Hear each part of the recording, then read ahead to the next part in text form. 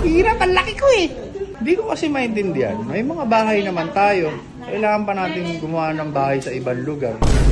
Para masabi mo na napatayuan mo ng bahay. Hanggang sa kung saan maabot ang mga mata mo. Sir, ganyan siya. Yan, kaya ko yan.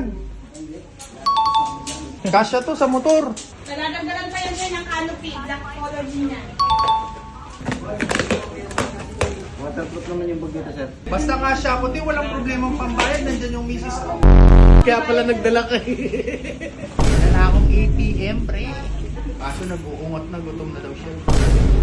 Parang sarado yung kain niya sa baba. Sabi ni ate, pag ito hindi pa binili,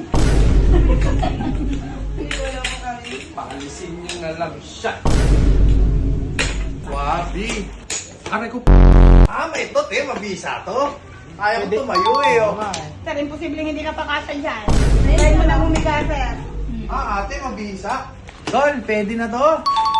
Lipit na. Pwede ako mag-diving dito eh, oh. Ay, pwede rin, oh. Baka makatulog na ako dito.